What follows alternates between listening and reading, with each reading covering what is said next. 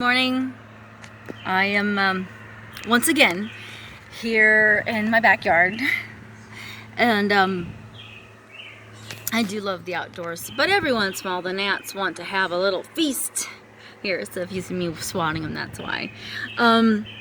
This one might be a little hard to swallow. It's a little hard to swallow for me too, because it's possibly why I may remain unmarried for the rest of my life. Because I've had a husband before.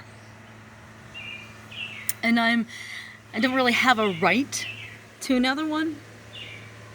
Not by the law. No, not by way that God intended it from the first. And yet, Christ came to help redeem those of us that make mistakes. For a woman, the risk of love is to submit. Now, women that have been in childhoods that were a bit controlling. Father is a pastor and an autocratic, very strong character like mine. My household when I was growing up. We accept submission perhaps too easily. And why do I say that? Well, our fathers are not perfect.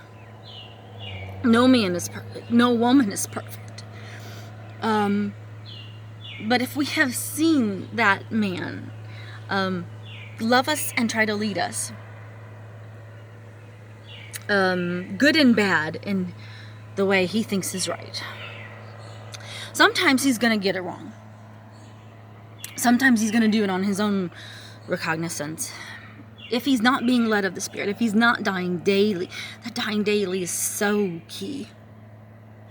I have seen good men of God do mighty works when they're submitted. Go through a 40-day fast and do something miraculous. But when they get a little complacent, a little, their authority is easily won, it can become abused. The authority can become abused. So then daughters are raised to accept submission that may not be godly. And that's what I did the first time around. I ignored red flags and a double warning through a double form of headship.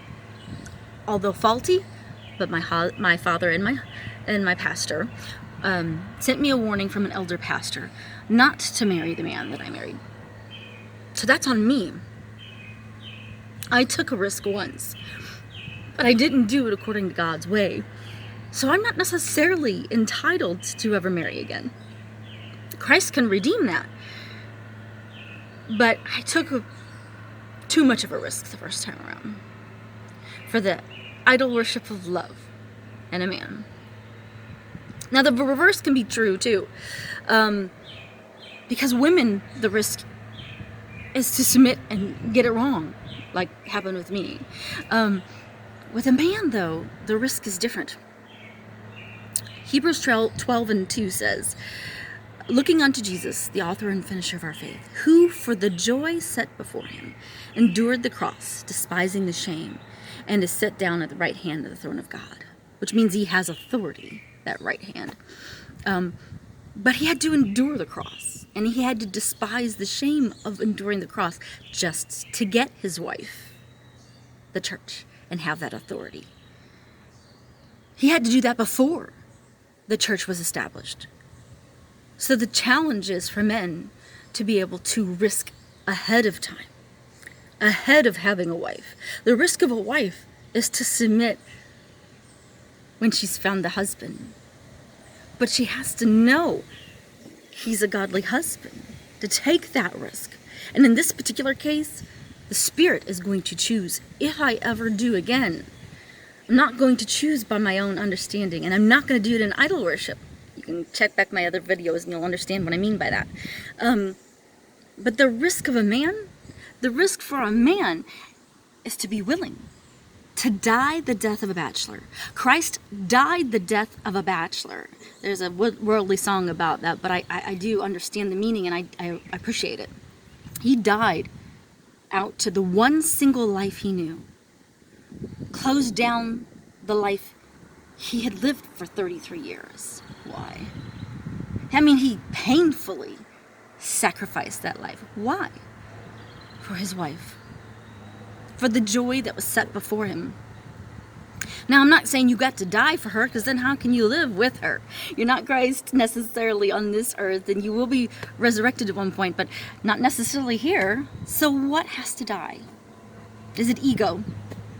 Is it the options to have no other wife, no other woman? You know, just take it to God.